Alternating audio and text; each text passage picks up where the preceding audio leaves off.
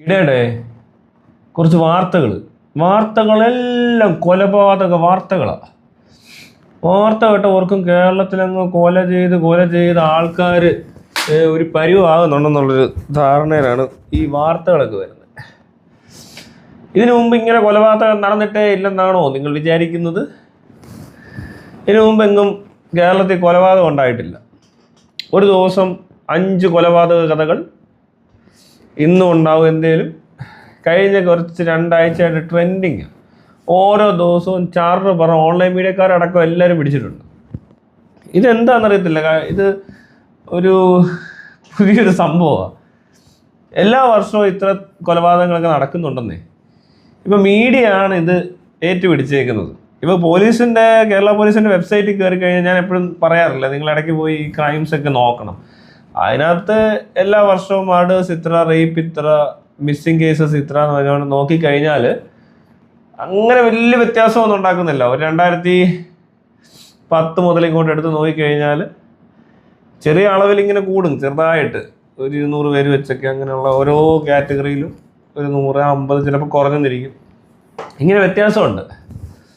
പക്ഷേ അത്രയും നാളും ഇല്ലാത്ത ഒരു പരിപാടിയാണ്. അതായത് നന്നായി, ഒരു നോക്കിയാൽ വളരെ നല്ല കാര്യമാണ്. ഈ യൂട്യൂബർമാർ എന്തോ ചെയ്യുന്നതെന്നൊക്കെ നോക്കിക്കൊണ്ടിരിക്കുന്നതിനേക്കാളും നല്ലതാണ് ഇത്. അപ്പോൾ പോലീസുകാർക്ക് കുറച്ച് പണിയാവുമല്ലോ, അവർ ശ്രദ്ധിക്കുമല്ലോ. പിന്നെ മാത്രമല്ല, ഇപ്പോൾ റിപ്പോർട്ട് ചെയ്തേക്കുന്ന കേസുകളെന്ന് പറയുന്നതെല്ലാം ഏകദേശം പിടിക്കുന്ന അല്ലെങ്കിൽ പിടിക്കാൻ പറ്റുന്ന തരത്തിലുള്ള കുറേ സാധനങ്ങളാണ് ഹൈലൈറ്റ് ചെയ്യുന്നത്. അതായത് കുറ്റം ചെയ്ത് കഴിഞ്ഞ് ക്രിമിനൽസിനെ പിടിക്കുന്നതാണ് കാണുന്നത്. മിക്കതിനകത്തും ആ സമാധി മുതൽ ശ്രദ്ധിച്ചാൽ അറിയാം. അപ്പോൾ കാര്യങ്ങൾ നടക്കുന്നുണ്ട് എന്നൊരു ധാരണ വരും. പക്ഷേ ഈ മിസ്സിങ് കേസസ് അധികം കാണുന്നില്ല. ഞാൻ പറഞ്ഞില്ലേ, മിസ്സിങ് കേസസ് മീഡിയ എന്തുകൊണ്ടാണ് അവരുടെ ഫോട്ടോ അടക്കം വെച്ച് റിപ്പോർട്ട് ചെയ്യാത്തതെന്ന് എനിക്കറിയത്തില്ല. എന്നുവെച്ചാൽ അത്രത്തോളം ആൾക്കാർ മിസ്സായിട്ടുണ്ട് ഒരു വർഷം കൊണ്ടേ. അപ്പോൾ ഇതെല്ലാം വാർത്ത വന്നു കഴിഞ്ഞാൽ കണ്ടു കിട്ടുന്നില്ലേ എന്നൊരു ചോദ്യം വരുമോ? ആൾക്കാർക്കൊരു ഭീതി ഉണ്ടാവുമോ? ഭീതിന്ന് ഇപ്പം എന്താണൊരു ഭീതിയുണ്ട്. ഇപ്പോഴത്തെ കൊലപാതകങ്ങൾ ശ്രദ്ധിച്ചു കഴിഞ്ഞാൽ മനസ്സിലാവും. പെട്ടെന്നൊരു സുപ്രഭാതത്തിലൊരു ആർക്കോ വയലൻ്റ് ആയിട്ട് പെട്ടെന്ന് തലയടിച്ച് പൊട്ടിക്കുന്ന പോലത്തെ പരിപാടികളാണ് കൂടുതലും. കുടുംബങ്ങളിൽ തന്നെയാണ് പ്രശ്നങ്ങൾ. ഇപ്പം ഈ കൊച്ചു കുഞ്ഞിനെ കിണറ്റിലെറിഞ്ഞ് കൊന്നതിനകത്ത് ഒരു ജ്യോതിഷനോ അല്ലെങ്കിൽ ഏതോ പൂജാരിയോ, അല്ല പൂജാരി പോട്ടെ, ഇത് മറ്റേ എന്താ പറയുക, കൂടോത്രം, മന്ത്രവാദം, അങ്ങനെയൊക്കെയുള്ള കുറേ പരിപാടികൾ നടക്കുന്നുണ്ട്. എല്ലാ വർഷവും ഇങ്ങനെയൊക്കെ പറഞ്ഞുകൊണ്ട് കുറേ പേരൊക്കെ മരിക്കുന്നുണ്ട്. നരബലി, അത് കഴിഞ്ഞിട്ട് സമാധി, എല്ലാ വർഷവും കാണും ഇതുപോലത്തെ ഒരു പരിപാടി. ഇപ്പൊ നേരത്തെ ആ മറ്റേ ചെന്താമരയേ വാ മന്ദാകിനിയായി വാ, അയാളുടെ കൊലപാതകത്തിനകത്ത് ഈ അന്ധവിശ്വാസവും മന്ത്രവാദവും കൂടോത്രവും ഈ ജ്യോതിഷവും ഒക്കെ കലങ്ങിയിട്ടുണ്ട്. ഇപ്പോ നമ്മൾ ഈ ബാൻ ചെയ്യാന്ന് പറഞ്ഞു കഴിഞ്ഞാൽ അറിയാമല്ലോ എങ്ങനെയാണ്. പെട്ടെന്ന് ഈ സാധനം ഒന്ന് ബാൻ ചെയ്യാൻ പറ്റും, എന്തെങ്കിലും നടപടി എടുക്കാൻ പറ്റും. ഇങ്ങനത്തെ പ്രാക്ടീസുകൾ ശരിക്കും പറഞ്ഞാൽ അശാസ്ത്രീയമാണ്. ഒരുപാട് പേര് പറ്റിക്കപ്പെടുന്നുണ്ട്. പിന്നെ ഇതിനിടയിൽ ഇരുന്നൊരുത്തന് ഇങ്ങനെ കുത്തിത്തിരിപ്പ് ഉണ്ടാക്കാൻ എളുപ്പമാണ്. പലതരം ക്രൈംസ്. ഇപ്പോൾ പെട്ടെന്ന് ഒരുത്തന് തോന്നുവാണ് കാശുണ്ടാക്കണമെന്ന് തോന്നിക്കഴിഞ്ഞാൽ ഒരു ക്ലയൻറ്റിനെ കിട്ടിക്കഴിഞ്ഞാൽ അവൻ ആവശ്യമില്ലാത്തൊക്കെ പറഞ്ഞു പിടിപ്പിച്ചിട്ട് പല ഹോമങ്ങളും മന്ത്രവാദങ്ങളും ഒക്കെ നടത്തി കുറേ കാശടിക്കാൻ പറ്റും. അത് അവൻ്റെ ആവശ്യത്തിനനുസരിച്ച് അവൻ കിട്ടുന്നവനെ പിഴിയും. കാശുള്ളവരാണ് പിന്നെ കുറച്ച് മയത്തിലൊക്കെ ചെയ്യും. പക്ഷെ എന്തൊക്കെ പറഞ്ഞാലും ഇതുകൊണ്ട് പ്രത്യേകിച്ച് പ്രയോജനമൊന്നും നാട്ടുകാർക്ക് ഇല്ലെന്നുള്ളത് വളരെ വ്യക്തമാണ്. എന്നിട്ടും ഗവൺമെൻറ് എന്തുകൊണ്ടാണ് ഇതിനെയൊക്കെ പ്രോത്സാഹിപ്പിച്ചുകൊണ്ടിരിക്കുന്നത്? ഇവരുടെ പരസ്യങ്ങളൊക്കെ ഈ മീഡിയയൊക്കെ തന്നെ വരുന്നുണ്ട്. പല കുഞ്ചലിനി എന്നൊക്കെ പറയാണ്ടൊക്കെ സാധനമൊക്കെ പരസ്യം ചെയ്യുന്ന മാധ്യമങ്ങളാണ് ഇവിടെ ഉള്ളവർ. എന്തിനാദ്യം പറഞ്ഞാൽ ശബരിമലയിലെ മറ്റേ കത്തുന്ന സാധനം അടക്കം അവിടെ നിന്ന് തുടങ്ങാം. പിന്നെ യേശു ഉണ്ട്. ഈ പറഞ്ഞ ടീമെല്ലാം അന്ധവിശ്വാസം തന്നെയാണ്. മെയിൻ സ്ട്രീം സാധനങ്ങളെ തൽക്കാലം ബാൻ ചെയ്യണ്ട. അവിടെ ചെന്ന് കയറി കണ്ടിട്ടൊക്കെ പോരുന്ന പരിപാടികൾ, തീർത്ഥാടന യാത്രയും പള്ളിയും പരിപാടിയൊക്കെ ആയിട്ട് അങ്ങനെ ഇരുന്നോട്ടെ. പക്ഷെ അല്ലാത്ത ലൊടുക്ക് പരിപാടികളെല്ലാം ബാൻ ചെയ്യണം. അവരെ ഈ കഞ്ചാവ് വേട്ട നടത്തുന്ന പോലെ ഏതെങ്കിലും ഡിപ്പാർട്ട്മെന്റ്, പോലീസിന്റെ എക്സൈസ് എന്ന് പറഞ്ഞ പോലെ തന്നെ എന്തെങ്കിലും ആന്റി കറപ്ഷൻ എന്നൊക്കെ പറഞ്ഞ, അല്ലെ ED എന്നൊക്കെ പറയുന്ന പോലെ ആന്റി എന്താ പറഞ്ഞ മന്ത്രവാദ സ്ക്വാഡെന്നോ കൂടോത്ര സ്ക്വാഡെന്നോ ഒക്കെ പറഞ്ഞുകൊണ്ട് എവിടെയെങ്കിലും കൂടോത്രമൊക്കെ ചെയ്യുന്നവരെ കണ്ടു കഴിഞ്ഞാൽ പിടിച്ചുകൊണ്ട് പോകണം. അവരുടെ അടുത്തോട്ട് ആൾക്കാർ വരാതിരിക്കാൻ ബോധവൽക്കരണം കൊടുക്കണം. ഇപ്പം ഈ സ്കാം എന്നൊക്കെ പറഞ്ഞ് നമ്മൾ കാണുന്നില്ലേ, ടെലിഫോണിൽ എപ്പോഴും വിളിച്ച് പറഞ്ഞുകൊണ്ടേ ഇരിക്കുക. എന്ന് പറഞ്ഞാൽ മന്ത്രവാദി, കൂടോത്രം എന്നീ സ്ഥലങ്ങളിൽ പോയി പെടാതിരിക്കാൻ നിങ്ങൾ എപ്പോഴും ശ്രദ്ധിക്കണം. അവർ കള്ളന്മാർ തന്നെയാണ്. അല്ലാതെ ഇതിനകത്ത് ഒരു രീതിയിൽ ഇത് എൻ്റർടൈൻ ചെയ്യാൻ പാടില്ലാത്ത ഒരു പരിപാടി ആയിട്ടും കൂടി പിന്നെ അതിനെ ഇങ്ങനെ വെച്ചുകൊണ്ടിരിക്കുക. എന്നിട്ട് യൂട്യൂബർമാരെന്തിനും പറയുമ്പോൾ അവന്മാരുടെ മണ്ടയ്ക്കോട്ട് കയറി ഏതെങ്കിലും കൊച്ചു പിള്ളേർ കഥ അല്ല വിൻഡോയുടെ പുറത്തോട്ട് തലയിട്ടു, കാറിൽ കൂടെ യാത്ര ചെയ്തു, സന്തോഷം പ്രകടിപ്പിച്ചു, കാരണം മണ്ടയ്ക്ക് കയറി ഇരുന്നു എന്നൊക്കെ പറയുമ്പോൾ അവരെയൊക്കെ പിടിച്ചു നിർത്തി മാപ്പ് പറയുകയും അവരെയൊക്കെ പിടിച്ചുകൊണ്ട് പോവുകയും ഈ ബുൾജെറ്റിനെയും മറ്റേ സഞ്ജു ടെക്കിയൊക്കെ പിടിക്കുന്ന അതിൻ്റെ ഒന്നും ആവശ്യമില്ല. ശരിക്കും അതൊന്നും ഒരു ആൾക്ക് ഉപദ്രവമുള്ള കാര്യങ്ങളൊന്നും അല്ല. ആർക്കും ഒരു അപകടവും പറ്റിയിട്ടില്ല. ഇന്നേ വരെ ലോകത്തൊരിടത്തും ഇങ്ങനെ കേസ് ഉണ്ടായിട്ടില്ല. പക്ഷേ ഇവിടെ ഉണ്ടാകുന്നുണ്ട്. അമ്മാതിരി ഇത് ഈ MVDയുടെ പരിപാടിയാണ്. MVD മിക്കവാറും എല്ലാം ഈ തട്ടിപ്പാണ് കൂടുതലും. അങ്ങനെയാണ്. നമ്മളിപ്പോൾ ബാങ്കിലൊക്കെ ലോൺ അടയ്ക്കാനുണ്ടെങ്കിൽ നിങ്ങൾ ലോൺ ശ്രദ്ധിച്ചിട്ടുണ്ടെങ്കിൽ അറിയാം, അവരുടെ ബാങ്കിൽ നിന്ന് എല്ലാ മാസവും കൃത്യസമയത്തിന് ഒരാഴ്ച മുന്നേ വിളിച്ചു തുടങ്ങും. അതൊരു ഓട്ടോമേറ്റഡ് മെസ്സേജ് അല്ല കോളാണ്. അവരിങ്ങനെ പറഞ്ഞുകൊണ്ടിരിക്കും, നിങ്ങളുടെ ഡ്യൂ ഡേറ്റ് ഇന്നാണ്, അന്നത്തേക്ക് നിങ്ങൾ എമൗണ്ട് നിങ്ങളുടെ അക്കൗണ്ടിൽ ബാലൻസ് കീപ്പ് ചെയ്യണം, മറ്റ് ചാർജുകൾ ഒഴിവാക്കാനാണ്, മറ്റാണ് മറിച്ചാണ്, ഒരു ഓട്ടോമേറ്റഡ് കോൾ വരും. ഇതുപോലെ MVDയുടെ കോൾ വരണം. ഓരോരുത്തരുടെയും പുക തീരാറായാലും ഇൻഷുറൻസ് തീരാറായാലും RC ബുക്കിൻ്റെ പ്രശ്നങ്ങൾ എന്തെങ്കിലും വന്നാലും ഇതേപോലത്തെ കോൾ വരണം, മെസ്സേജും വരണം, ഇമെയിലും വരണം, വാട്സപ്പിലും വരേണ്ടതാണ്. അത് അത്രയും പോലും ചെയ്യാൻ പറ്റുന്നില്ലെന്ന് പറഞ്ഞാൽ അതിന് അർത്ഥം എന്താണ്? അതാണ് നിങ്ങളുടെ സർവീസ് ശരിക്കുള്ളത്. അതല്ലാതെ വഴി നിങ്ങളെ പാത്തിരുന്ന് പിടിക്കലല്ല. എന്നിട്ട് കിട്ടാതെ വരുന്നവരെ വഴി നിന്ന് പിടിക്കേണ്ടത് ഈ RC ബുക്ക് ഇല്ലാതെയും അല്ലെ എന്തെങ്കിലും തട്ടിപ്പ് വാഹനം പോയാൽ മാത്രം അവരെ തടഞ്ഞാൽ മതി. അത് സെലക്ട് ചെയ്ത് പിടിക്കാൻ പറ്റുമോ അവർക്ക്? എല്ലാം നോക്കിയിട്ട് വണ്ടി നമ്പർ നോക്കിയിട്ട് അങ്ങ് വിടുക എന്നുള്ളതേ ഉള്ളൂ. അല്ലെങ്കിൽ ഇത്രയും റിമൈൻഡേഴ്സും കൊടുത്ത് അടയ്ക്കാത്തവർക്ക് അടുത്ത ദിവസം പോലെ ഓട്ടോമാറ്റിക്കായിട്ട് ഫൈൻ അടയ്ക്കണം, ബാങ്കുകാർ ചെയ്യുന്ന പോലെ തന്നെ. എന്താ ചെയ്യാത്തത്? അതേസമയം അത് തട്ടിപ്പായതുകൊണ്ടല്ലേ ഇതൊന്നും ചെയ്യാതെ നേരിട്ട് പുറത്തിറങ്ങി നിന്ന് ഈ ആൾക്കാരുടെ പോക്കറ്റ് അടിക്കുക. ആ പോക്കറ്റ് അടി പരിപാടി നിർത്താൻ എന്നേ പറ്റുവാന്ന്. ഇതൊക്കെ ഓട്ടോമേറ്റഡ് ആക്കാൻ വലിയ പാടൊന്നുമില്ല. ഇതൊക്കെ ഏത് പൊട്ടനും മനസ്സിലാവും. പക്ഷേ ചില പൊട്ടന്മാർക്ക് ഇത് മനസ്സിലാകത്തില്ല എന്നുള്ളതല്ല, പൊട്ടന്മാർ മനഃപൂർവ്വം മനസ്സിലാകാത്ത പോലെ ഇരുന്ന് കഴിഞ്ഞാൽ എന്ത് ചെയ്യാൻ പറ്റും? അപ്പോൾ അങ്ങനെ പോക്കറ്റ് അടിക്കാൻ ഇറങ്ങിയിരിക്കുന്ന ഒരു ഡിപ്പാർട്ട്മെന്റ് തന്നെയാണ് MVD, വേറെ ഒന്നും ഇല്ല. അതിനെക്കുറിച്ച് കൂടുതലൊന്നും പറയാനില്ല. പിന്നെ ഹെൽമെറ്റും സീറ്റ് ബെൽറ്റും ലോകത്തെ ഏറ്റവും കൂടുതൽ സേഫ്റ്റി കൊടുക്കുന്നൊരു സാധനമാണെന്ന് പഠിച്ചതും നമ്മുടെ MVD ആണ്.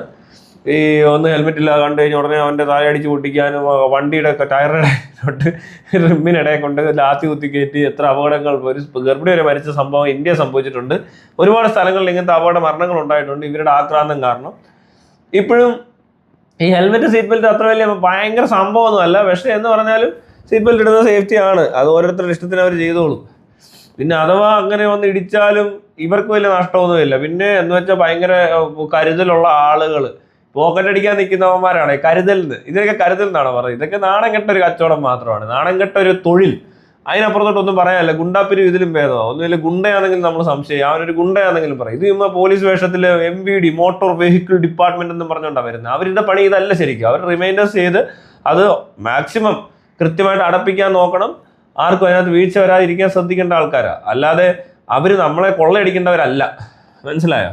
പിന്നെ അല്ലാത്ത പരിപാടികൾ ഈ പറഞ്ഞ പോലെ റാഷ് ഡ്രൈവിങ് ആരുടെ അപ്പോൾ പിടിക്കേണ്ടത്? Private bus, transport bus, tipper lorry അങ്ങനെയുള്ളവരുടെ പരിപാടിയൊന്നും പിടിക്കാതെ സിറ്റി ലിമിറ്റ്സിൽ ഓവർടേക്കിങ്ങും ഹോണടിയും കൂടെ സഹിക്കാൻ വയ്യാതായിട്ട് അതൊന്നും മൈൻഡ് ചെയ്യാതിരുന്നിട്ട് ഏതെങ്കിലും മൂലയ്ക്കോ ബാറിൻ്റെ വാതിക്കലോ പോയി ഊതിക്കാനും ഹെൽമെറ്റും സീറ്റ് ബെൽറ്റും പിടിച്ച് പെറ്റി അടിക്കാനും മാത്രം പ്രത്യേക കഴിവുള്ള പ്രത്യേക ട്രെയിനിങ് ലഭിച്ച ആൾക്കാരാണെന്ന് പറയുമ്പോൾ സ്വയം ഒന്ന് ചിന്തിക്കുക. നിങ്ങൾക്ക് ഈ തൊഴിൽ ചെയ്യുന്നതിന് നാണം തോന്നുന്നില്ലേ?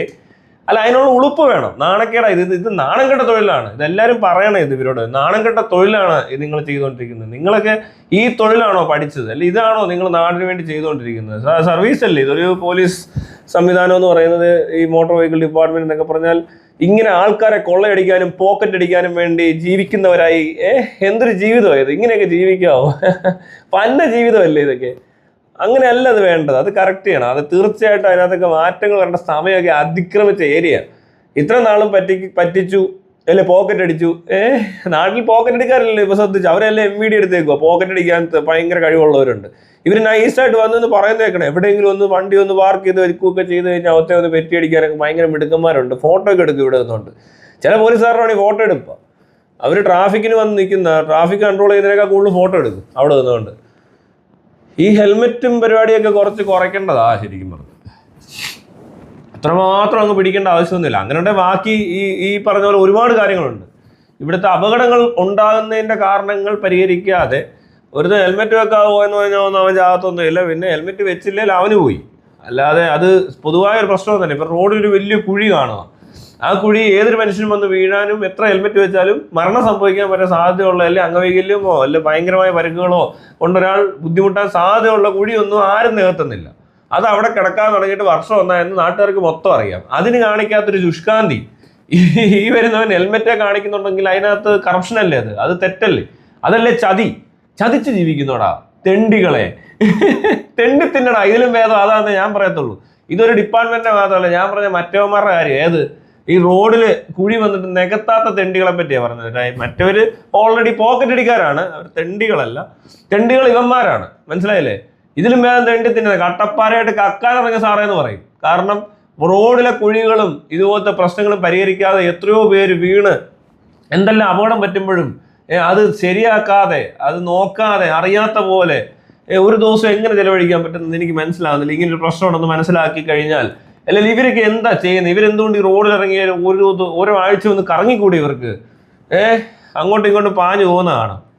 ഈ പറഞ്ഞ ഈ റോഡും മറ്റു കാര്യങ്ങളൊക്കെ ശ്രദ്ധിക്കേണ്ട കാര്യം തന്നെയാണ്. അവിടെ എന്തെങ്കിലും പ്രശ്നം ഉണ്ടായ നാട്ടുകാരല്ല അറിയേണ്ട ആദ്യം. ഇനി അതോ ആരെങ്കിലും കണ്ടാൽ അത് ആരെങ്കിലും നോട്ടിഫൈ ചെയ്തിട്ടുണ്ട്, അത് എത്രയും പെട്ടെന്ന് ആക്ഷൻ എടുക്കണ്ടേ?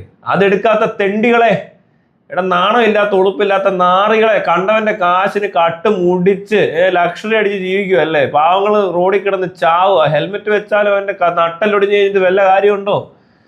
എല്ലാ ദിവസവും ജോലിക്ക് പോകുന്നവൻ ഈ ബൈക്കിലിരുന്ന് കുലുങ്ങിയും ഞെരുങ്ങിയും അവന്റെ സ്ട്രെസ്, അവന്റെ ശാരീരികമായ ബുദ്ധിമുട്ടുകൾ, നടുവിന്റെ കണ്ണിയകലുമല്ലേ? എന്നിട്ട് പോലും ഈ റോഡുകൾ ശരിയാക്കാതെ, പ്രത്യേകിച്ച് എറണാകുളത്ത് ഏറ്റവും കൂടുതൽ പ്രശ്നമുള്ള റോഡുകളുള്ളത്.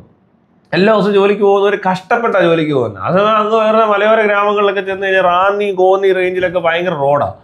ശബരിമല ഭാഗത്തോട്ട് ഭയങ്കര റോഡാണ്. അവിടോട്ട് എന്തോ ഇത്ര പോകുന്നത്? ഡെയിലി ജോലിക്ക് പോകുന്നവരെ കൺസിഡർ ചെയ്യാതെ ഇടയ്ക്ക് വരുന്ന തീർത്ഥാടകരെ തലയെ പൊക്കുന്നുണ്ടല്ലോ. ഇതൊക്കെ തെണ്ടിത്തരവാ, മനസ്സിലായി? ആ തെണ്ടികൾ അത് വെറും തെണ്ടികളാണ് കേട്ടോ. തെണ്ടികൾ എന്ന് പറഞ്ഞാൽ പരമ തെണ്ടികളാണ് ഇവന്മാർ. ഈ പറഞ്ഞ പരിപാടി ഇവിടെ കിടന്നുകൊണ്ട് ഈ ഡെയിലി ജോലിക്ക് പോകുന്ന ആൾക്കാരുടെ കൺസിഡർ ചെയ്യാതെ അവർ യാത്ര ചെയ്യുന്ന റോഡിനെ കഷ്ടം അത് കാണുന്ന അവസ്ഥ. എത്ര നാളുകളായിട്ട് പൊളിഞ്ഞു കിടക്കുന്ന റോഡുകളുണ്ട്. പിന്നെ അത് എന്തൊരു പൈപ്പ് ലൈൻ കുഴിക്കാൻ വന്നു കഴിഞ്ഞാൽ എന്തുകൊണ്ട് പെട്ടെന്ന് അത് നികത്തുന്നില്ല? എത്ര പെട്ടെന്ന് ശരിയാക്കണ്ടേ? നാളെ രാവിലെ അവർ ജോലിക്ക് പോകുന്നവരല്ലേ, അവർക്ക് ജീവിക്കണ്ടേ? നിനക്ക് മാത്രം അങ്ങ് തിന്ന് ഈ വെട്ടിച്ച് ഈ പാവപ്പെട്ടവൻ ജോലി ചെയ്യുന്ന കാശിന്റെ അടിച്ചു മാറ്റി കൊഴുത്ത് വീർത്തിരിക്കാൻ നിനക്ക് മാത്രം എങ്ങനെ? അത് മാത്രം ചിന്തിച്ചാൽ മതി കടി. പാവപ്പെട്ടവനെ ഇവിടെ ഊമ്പിച്ച് നാട്ടുകാരുടെ മൊത്തം കാശ് അടിച്ചു മാറ്റിയത് തിന്ന് കൊഴുത്ത് വീർത്ത് ഇവിടെയും പുറത്തും എവിടെല്ലാം നാട്ടിൽ ഇൻവെസ്റ്റ് ചെയ്യുക അതെല്ലാം കഴിഞ്ഞിട്ട് മതിയായില്ലേ ഇതിനൊക്കെ? തെണ്ടികളെ. പോലീസുകാർ മറ്റേ MVD-ക്കാർ പോക്കറ്റ് അടിക്കാർ ഇതിലെ ഇത്രയും വരത്തില്ല. ഞാനീ പറഞ്ഞ മറ്റവന്മാർ ഇച്ചിരി കൂടി പെശക. പോക്കറ്റ് അടിക്കാർക്ക് വേറെ നിവൃത്തിയില്ല. അവർ പോക്കറ്റ് അടിച്ചുകൊണ്ടിരുന്നവരെ പിടിച്ച് ഒരു ഉടുപ്പൊക്കെ ഇടിച്ചു കഴിഞ്ഞാൽ പിന്നെ അവരെന്ത് ചെയ്യാൻ പറ്റും? അവർക്ക് അത്ര അറിയത്തുള്ളൂ. അവരെന്ത് ചെയ്യാനാ? അവരോട് പറഞ്ഞേക്കുക രാവിലെ എഴുതിട്ട് പോക്കറ്റ് അടിക്കണം. ഓക്കെ, ഞങ്ങൾ പോക്കറ്റ് അടിക്കാരാണ്, ഞങ്ങൾ പോക്കറ്റ് അടിക്കാം സാർ എന്ന് പറഞ്ഞാൽ അവരിറങ്ങുവാണ് രാവിലെ. എന്തോ പോക്കറ്റ് അടിക്കുന്ന? ഹെൽമെറ്റ് സീറ്റ് ബെൽറ്റ് ഒക്കെ നോക്കിയൊക്കെ പോക്കറ്റ് അടിച്ചോ, വണ്ടിയുടെ ചുറ്റും നടന്ന് എന്തെങ്കിലും ഒരു കുഴപ്പം കണ്ടുപിടിച്ചിട്ട് പോക്കറ്റ് അടിച്ചോളെ പറഞ്ഞു പിടിപ്പിച്ച് വിട്ടേക്കുക. പിന്നെ അവർക്ക് അതേ അറിയത്തുള്ളൂ. ആ വന്നേക്കുന്നവർക്ക് അതിൽ കൂടുതലൊന്നും അറിയത്തൊന്നുമില്ല. ഇവിടുത്തെ ട്രാഫിക്കൊക്കെ എന്തൊരു പന്ന രീതിയിലാണ് നടന്നുകൊണ്ടിരിക്കുന്നത്. ഓരോ ദിവസം എത്ര പേർക്ക് എത്ര കംപ്ലൈൻറ്റ് കാണിച്ചു കൊടുക്കാൻ പറ്റും? ഹെൽമെറ്റിൽ ഈ ഗോപ്രോ ഫിറ്റ് ചെയ്യരുതെന്ന് ഭയങ്കര റിസ്കി സാധനമാണ്. അതിലൊക്കെ കുറേ പിള്ളേർ കുറേ സാധനം എടുത്തുകൊണ്ട് ഇങ്ങോട്ട് വന്നു. അപ്പോൾ ഉടനെ അതങ്ങ് ബാൻ ചെയ്തു. മിടുക്കന്മാർ മറ്റേ തെണ്ടികളാണ് അത് ചെയ്യുന്നത്. ബാൻ ചെയ്യുന്ന തെണ്ടികൾ വേറെ തെണ്ടികളുണ്ട് ഇവിടെ. ഭയങ്കര കണ്ടുപിടുത്തങ്ങളാണ്. നാട്ടുകാരെ പറ്റിച്ച് ജീവിക്കാൻ കുറച്ചൊരു തീരുമാനിച്ചേക്കുവാണ്. ഇതിനകത്ത് ആർക്കും ഒന്നും ചെയ്യാൻ പറ്റത്തില്ല. അത് ഈ പറഞ്ഞ തെണ്ടികൾ വിചാരിക്കണം. അവർക്ക് ആ ഒരു മാനസികാവസ്ഥ ഒന്ന് മാറണം. അവരുടെ ഇത്രയും ഉണ്ടാക്കിയതല്ലേ ഇതൊക്കെ. ആർക്കാ എന്തിനാ ഞാൻ മാത്രം ഇങ്ങനെ സമ്പാദിച്ചു കൂട്ടുന്നത്? എൻ്റെ മക്കൾക്ക് മാത്രം തിന്നാ മതിയോ? ഒരുപാട് പേര് റോഡിൽ കിടന്ന് മരിക്കുക, അവരുടെ കുടുംബമൊക്കെ ബുദ്ധിമുട്ടുകയും പലരും അനാഥരാവുകയും ദാരിദ്ര്യത്തിലേക്ക് കൂപ്പുകുത്തുകയൊക്കെ ചെയ്യുന്നത് കൊണ്ടല്ല. അവരുടെയൊക്കെ കാശല്ലടാ നീയൊക്കെ എടുത്ത് തിന്നുന്നത്. അങ്ങനെ ഒരു ബോധം നിനക്ക് ഉണ്ടാവണ്ടേ? എന്തെങ്കിലും ഉണ്ടാവണ്ടേ?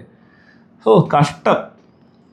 അതിനിടയിലാണ് ഇപ്പൊ വാർത്തകൾ. ഭയങ്കര ദുഃഖമാവട്ടെ ഇവിടെ ഉള്ളവർക്ക്. ഇപ്പോൾ എല്ലാ ദിവസവും കൊലപാതകം നടക്കുന്ന നാടാണ് പോലും. ഇതിപ്പോഴാണോ അറിഞ്ഞത് നീയൊക്കെ? ഇവിടെ എല്ലാ പ്രാവശ്യവും കഴിഞ്ഞ പ്രാവശ്യം ഞാൻ എന്നെ ഒന്ന് ലോക്കപ്പിൽ കയറ്റി നിർത്തിയപ്പോൾ എടുത്ത് കാണിച്ചല്ലോടാ ഈ ക്രൈംസിന്റെ ലിസ്റ്റ്. 2 ലക്ഷം ക്രൈം രജിസ്റ്റർ ചെയ്തതിനിടയിൽ ഒരു ദിവസം മുഴുവൻ ചെകുത്താൻ മൈരെന്ന് പറഞ്ഞപ്പോൾ ഒരു വണ്ടി പോലീസ് 100 കിലോമീറ്റർ അങ്ങോട്ടും ഇങ്ങോട്ടും മണിക്കൂർ 10 ഒരുത്തിന് വേണ്ടി ചെലവാക്കിയതാ.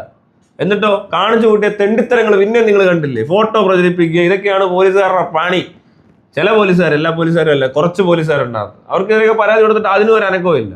അപ്പൊ അതൊക്കെ ഒന്ന് ആലോചിച്ച് നോക്കിയാൽ തന്നെ മനസ്സിലാകത്തില്ല ഇവർ ഈ കാണിക്കുന്നതൊക്കെ വെറും നമ്പറാണെന്ന്. പിന്നെയും കിട്ടും, യൂട്യൂബർമാരെ കിട്ടിയ കാണാം ഇപ്പൊ കിടന്നുകൊണ്ട് ചാടി ഓടുന്ന എല്ലാം കൂടെ. ഹണി റോസിന്റെ കുണ്ടിക്ക് എന്തോ പറഞ്ഞെന്നോ ബോച്ചയുടെ മറ്റേന്നോ മറിച്ചതെന്നോ കണ്ട് പറഞ്ഞപ്പോ കുറെ എണ്ണം ഇറങ്ങിയല്ലോ. എന്തോ വെടിയെന്നും നടിയെന്നൊക്കെ പറഞ്ഞെന്ന് ഒരുത്തൻ ഇരുന്നോണ്ട്. അപ്പൊ തന്നെ എല്ലാം കൂടെ ചാടി ഇറങ്ങിയേക്കുക. ഹണറോസിനെ എടുത്തോണ്ട് നടക്കാനായിട്ട് എന്തൊരു ധൃതിയാന്ന്. അന്നൊന്നും കൊലപാതകം ഇല്ല എന്നോടെ മീഡിയക്കാരോടും പോലീസുകാരോടും തന്നെയാ. അന്നൊന്നും ഒരുത്തരും കൊല്ലുന്നുമില്ല, പിടിച്ചു പറിച്ചിട്ടില്ല, ഒരുത്തരും അടിയും കിട്ടിയിട്ടില്ല. ആ 3-4 ദിവസം മൊത്തം ഹണറോസ് വച്ച് അയ്യ ഒരു ദിവസം ആറാട്ടനും എല്ലാവരും കൂടെ കെട്ടിയിട്ട് പീഡിപ്പിച്ചെന്ന് പറഞ്ഞ് കള്ളവാർത്തകളൊക്കെ പ്രചരിപ്പിക്കുക. ഇതൊക്കെ ഇവിടുത്തെ മാധ്യമങ്ങളുടെ ഒരു പണി. അധർമ്മവും അതുപോലെ തന്നെ അമേധ്യമ പ്രവർത്തനവും. ഇനിയെങ്കിലും നിർത്തിക്കൂട്ടടേ. നിനക്കൊക്കെ എന്തോടെ ജീവിക്കാനാണെങ്കിൽ ഇങ്ങനെയൊക്കെ ജീവിക്കാം. ഇവിടെ ആൾക്കാരെ പറ്റിച്ച് വേണോടാ എല്ലാവർക്കും ജീവിക്കാം. പോക്കറ്റ് അടിക്കാരും ആൾക്കാരെ പറ്റിക്കലും കാരണം ഇവിടെ നടക്കാൻ മേല. എല്ലാ ദിവസവും പറ്റിക്കലുകാരൊക്കെ ഇറങ്ങുക, ക്യാമറ, മൈക്ക്, അവൻ്റെ അമ്മയുടെ തല, പിന്നെ വേറൊരു ടീം അപ്പുറത്ത് കാക്കിയൊക്കെ ഇട്ടുകൊണ്ട് നിന്ന് പിരിക്കുക. പിന്നെ എന്തെങ്കിലുമൊക്കെ കള്ളത്തരം പറഞ്ഞ ആൾക്കാരെ കുടുക്കുക, കുരുക്കുക. ഇതൊക്കെ പഠിച്ചു വെച്ചേക്കുന്നത് എന്തോ ചെയ്യാനാന്ന് പറയാ. എല്ലാം തട്ടിപ്പും തരികിടയും. എന്തൊരു ഗതികെട്ട നാടാ ഇത്.